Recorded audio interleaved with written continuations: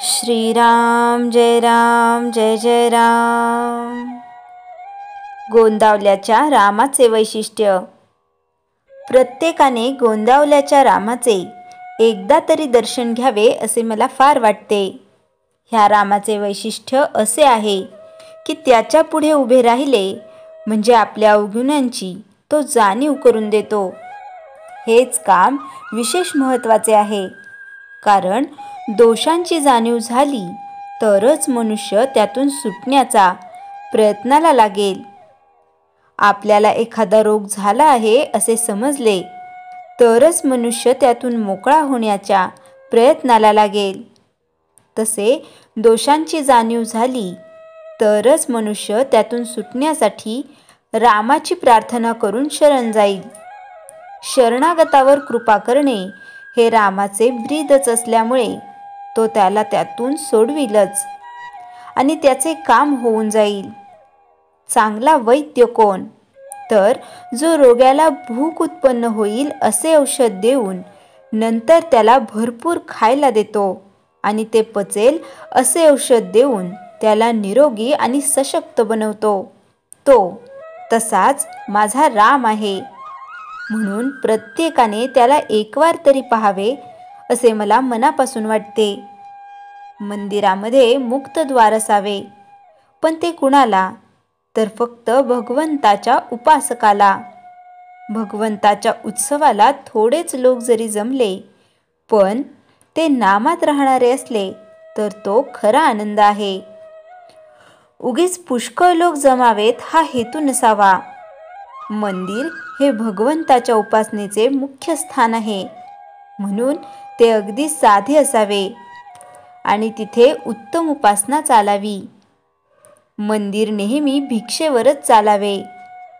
मंदिरातून व्रताची आणि ब्रीदाची माणसे उत्पन्न झाली पाहिजे। भगवंताला उपासना प्रिय आहे, म्हणून सोन्याची मंदिरे बांधण्यापेक्षा दगडमातीच्या मंदिरांमध्ये उपासना वाढविण्याचा प्रयत्न करावा। भगवंताच्या इच्छेनेच सर्व चालले आहे ही भावना ठेवून जे येईल त्याला नको म्हणू नये आणि जे येत नाही त्याबद्दल दुःख करू नये। आपल्याला भगवंताचा विसर पडला आहे, त्याचे स्मरण होण्यासाठी आणि ते सतत टिकविण्यासाठी भगवंताचे उत्सव करणे जरूर आहे। एखाद्या माणसाला पुष्कळ नाती असून तो जसा वेगळा राहू शकतो, त्याप्रमाणे भगवंत सगळ्या ठिकाणी सत्तारूपाने राहूनही आपल्या हृदयात राहू शकतो। तो सूर्याच्या प्रकाशासारखा एके ठिकाणी राहून सर्व ठिकाणी सत्तारूपाने राहतो। ज्याची भावना खरी शुद्ध म्हणजे निसंशय असते त्याला दगडाची मूर्ती देखील देव बनते। भावना त्यात 100 नंबरी पाहिजे, ती मध्ये बेसळ उपयोगाची नाही। आतमध्ये भगवंताचे अनुसंधान ठेवून बाहेर वृत्ती आवरण्याचा जो प्रयत्न करील त्याला परमार्थाचा अनुभव लवकर येईल। नामाचा अनुभव जसा घ्यायचा असतो तसा भगवंताचा अनुभव अनुसंधानात असतो। श्रीराम जय जय राम। चैतन्यवाणी। उपासक देहाला विसरला की उपास्य मूर्तीमध्ये त्याला जिवंतपणा अनुभवाला येऊ लागेल। श्रीराम जय जय राम। 18 पुराणांची नावे व त्याची थोडक्यात माहिती। 1. मत्स्य पुराण। भगवान विष्णूने मत्स्य रूपाने मनूला सांगितलेले हे पुराण इसवी सनच्या 2ऱ्या ते 4थ्या शतकांच्या दरम्यान तयार झाले असावे आणि त्याचा मूळचा भाग इसवी सन पूर्व 600 ते 300च्या दरम्यानचा असावा असे म्हणतात। दक्षिण भारत, आंध्र प्रदेश, नाशिक वा नर्मदा तीर या ठिकाणी ते लिहिले गेले असावे अशी मते आढळतात। याचे 291 अध्याय असून श्लोक सूत 14-15 आहेत। स्वल्प मत्स्य पुराण या नावाने याचे एक संक्षिप्त स्वरूपही आढळते। यात फार कमी प्रमाणात भर पडलेली असून यातील राजवंशाची हकीकत विश्वसनीय आहे। याच्या 53व्या अध्यायात सर्व पुराणांची विषयानुक्रमणी आलेली आहे। वितृवंश, ऋषिवंश, राजवंश, राजधर्म, हिमालय, तीर्थे इत्यादी विषयांचे वर्णन प्रामुख्याने आलेले आहे. 2. वायुपुराण. वायूने सांगितल्यामुळे वायुपुराण म्हटले जाणारे हे पुराण सर्वात जुने आहे असे डॉक्टर भांडारकरांचे मत असून काही जणांनी त्याचा काळ इसवी सन 300 हा मानलेला आहे. प्रक्रिय, उपोद्घात, अनुषंग आणि उपसंहार या 4 पदांत विभागलेल्या या पुराणात 112 अध्याय असून त्यांची श्लोकसंख्या सुमारे 11,000 आहे. यात पंचलक्षण स्पष्टपणे आढळत असून पाशुपतयोग, गयातीर्थ इत्यादींचीही वर्णने आढळतात. यात शिवचरित्राचे विस्तृत वर्णन असून भौगोलिक वर्णनांसाठीही हे पुराण प्रसिद्ध आहे. 3. भागवत पुराण. भागवत धर्माचे विवेचन करणारे आणि सर्वश्रेष्ठ मानले जाणारे हे पुराण अत्यंत लोकप्रिय आहे. ते व्यासांनी आपला पुत्र शुक याला सांगितले असे म्हटले जाते. परंतु बोबदेव नावाच्या पंडिताने ते लिहिले असेही एक मत आहे. त्याचा काळ इसवी सन पूर्व 3रे शतक, इसवी सनचे 5वे ते 10वे शतक असा वेगवेगळा सांगितला जातो. हे पुराण दक्षिणेत तमिळनाडूमध्ये लिहिले गेले असे मत आढळते. 12 स्कंदात विभागलेल्या या पुराणात सुमारे 18,000 श्लोक आहेत.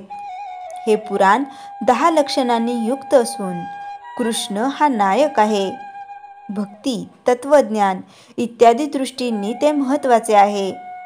त्याचे भ्रमरगीत, रास पंचाध्यायी इत्यादी भाग प्रसिद्ध आहेत. इतर कोणत्याही पुराणापेक्षा त्यावर जास्त टीका झाल्या असून त्याची प्रादेशिक भाषांत व इंग्रजीतही भाषांतरे झाली आहेत. चातुर्मास्यात भागवत सप्ताह करण्याची पद्धत सर्व भारतात आहे. 4. विष्णू पुराण. विष्णू भक्तीला प्राधान्य दिल्यामुळे विष्णूचे नाव प्राप्त झालेले हे पुराण भागवत पुराणाखालोखाल महत्त्वाचे असून वैष्णव दर्शनांचा आधार मानले जाते. राक्षसांचा पूर्वज पुलत्स्य याच्या वरदानामुळे पराशराने हे पुराण रचले असे म्हटले आहे. इसवी सनच्या 3 ते 5 या शतकांच्या दरम्यान ते तयार झाले असावे असे दिसते. बलदेव उपाध्यांच्या मते इसवी सन पूर्व 2रे शतक हा त्याचा काळ होय. हे पुराण 6 अंशात विभागलेले असून त्याचे 126 अध्याय आहेत. त्याच्या उपलब्ध प्रतीत सुमारे 6-7 हजार श्लोक आहेत. या पुराणात फार कमी प्रमाणात फेरफार झाले आहेत. पंचलक्षणांचे या पुराणाइतके व्यवस्थित विवेचन बहुधा दुसऱ्या कोणत्याही पुराणात आढळत नाही. यात अनेक आख्यायांबरोबरच कृष्णचरित्रेही वर्णिलेले आहे. विल्सनने या पुराणाचे इंग्रजीत केलेले भाषांतर प्रसिद्ध आहे. गरुड पुराण. विष्णूच्या सांगण्यावरून गरुडाने या पुराणाद्वारे वैष्णव तत्वांचे वर्णन केले म्हणून याला गरुडाचे नाव प्राप्त झाले. हे इसवी सनच्या 7व्या ते 10व्या शतकात तयार झाले असावे असे दिसते. डॉक्टर हाजरा यांच्या मते हे मिथिलेत लिहिले गेले. याचे अध्याय 264 असून श्लोक सुमारे 7,000 आहेत. याच्या पूर्वखंडात व्याकरण, छंद साहित्य, वैद्यक इत्यादी विषयांची माहिती असल्यामुळे हे विश्वकोशात्मक बनले आहे. याच्या उत्तराखंडाच्या प्रेतकल्पात और्धदेहिराहाची माहिती आहे. एखाद्याच्या मृत्यूनंतर 10 दिवसांपर्यंत घरी गुरुपुराणाचा पाठ करण्याची प्रथा आहे. याच्या उत्तरखंडाचे जर्मन भाषांतर झाले आहे. ब्रह्मपुराण. ब्रह्मदेवाने दक्षाला सांगितल्यामुळे ब्रह्मपुराण म्हटले जाणारे हे पुराण पुराणांच्या यादीत पहिले असल्यामुळे त्याला आदिपुराण म्हटले जाते.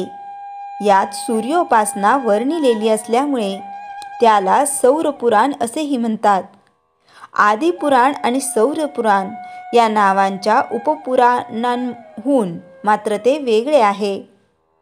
आदि ब्रह्मपुराण या नावाचे दुसरे एक पुराण असून ही दोन्ही पुराणे एकच असावीत असे एकमत आहे. हे पुराण इसवी सनच्या 7व्या-8व्या शतकांपूर्वी बनले असावे आणि 10व्या, 12व्या व 15व्या शतकात त्यात भर पडली असावी. त्याचा काही भाग ओरिसात तर काही भाग दंडकारण्यात तयार झाला असावा इत्यादी मते आढळतात. या पुराणात 245 अध्याय असून सुमारे 14,000 श्लोक आहेत. त्यात ओरिसातील तीर्थक्षेत्रे, कृष्ण चरित्र, सांख्य तत्वज्ञान, वैदिक ग्रंथातील उपाख्याने इत्यादी महत्त्वाचे विषय आले आहेत. दंडकारण्यातील गौतमी नदी व तेथील तीर्थांचे महात्म्य 106 अध्यायांत आले आहे. नारद पुराण. या पुराणाच्या स्वरूपाविषयी बरीच अनिश्चितता दिसते. नारदीय पुराण, नारद पुराण व बृहन्नारदीय पुराण अशी समान नावांची 3 पुराणे आढळतात. यापैकी महापुराण कोणते याविषयी संदिग्धाचं आहे. यात नारदाने विष्णू भक्तीचे वर्णन केले आहे म्हणून हे नारदीय पुराण होय. इसवी सन 700 ते 1000 या काळात ते तयार झाले अशी मते आढळतात. याचे 2 भाग असून पूर्व भागात 125 आणि उत्तर भागात 82 अध्याय आहेत. यातील श्लोकसंख्या बलदेव उपाध्यायांच्या मते 25,000 तर पावा काणे यांच्या मते 5,513 इतके आहेत. याच्या 92 ते 109 या अध्यायात 18 पुराणांची विस्तृत विषयानुक्रमणी आलेली असल्यामुळे ऐतिहासिकदृष्ट्या हे पुराण महत्त्वाचे आहे. यात अनेक विषय आलेले असल्यामुळे त्याचे स्वरूप बरेचसे विश्वकोशात्मक झाले आहे. 8 वामन पुराण.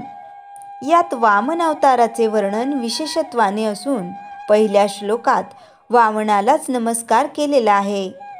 हे पुराण पुलत्स्य ऋषीने नारदाला सांगितले अशी समजूत आहे. इसवी सनच्या पहिल्या, दुसऱ्या वा 6व्या ते 9व्या शतकात हे पुराण तयार झाले असावे अशी मते आढळतात. याची निर्मिती कुरुक्षेत्रातल्या परिसरात झाली असावी असे दिसते. याच्या उपलब्ध प्रतीत 95 अध्याय व सुमारे 6,000 श्लोक आहेत. याचा उत्तर भाग लुप्त झाला आहे. यात शैव, कालदमन, पाशुपत व कापालिक अशा 4 शैव संप्रदायाचे वर्णन असून वैष्णव व पाशुपत शैव या दोहोंना समान महत्त्व दिलेले आहे. यात असुरांच्या कथा असून शिवपार्वतीचे विस्तृत चरित्रे आलेले आहे. कालिदासाचे कुमारसंभव व वामन पुराण यात बरेच साम्य आढळते. 9 कर्मपुराण. विष्णूने कूर्मावतारात इंद्रधन्म राजाला हे पुराण सांगितले अशी समजूत आहे. इसवी सनच्या 2ऱ्या, 5व्या वा 6व्या, 7व्या शतकात ते तयार झाले असावे अशी मते आहेत. याचे पूर्वार्ध 53 अध्याय व उत्तरार्ध 46 अध्याय असे 2 भाग असून उपलब्ध ग्रंथात सुमारे 6,000 श्लोक आहेत. नारद सूचीप्रमाणे याच्या ब्राह्मी, भागवती, सौरी व वैष्णवी अशा 4 संहिता होत्या, परंतु सध्या फक्त ब्राह्मी संहिताच उपलब्ध आहे. याचे नाव वैष्णव असले तरी हे शैव पुराण असल्यामुळे शिव व दुर्गा याचे महात्म्य हेच याचे मुख्य विषय आहेत. यात पाखंड मते दिलेली असून वामनमार्गी यांच्या यामलयंत्र या ग्रंथाची माहितीही दिलेली आहे. याच पुराणात ईश्वर गीता व व्यासगीता अशा 2 गीता आलेल्या आहेत. तेनकाशीच्या एका राजाने 16व्या शतकात या पुराणाचे तमिळमध्ये भाषांतर केलेले आहे. 10 पद्मपुराण.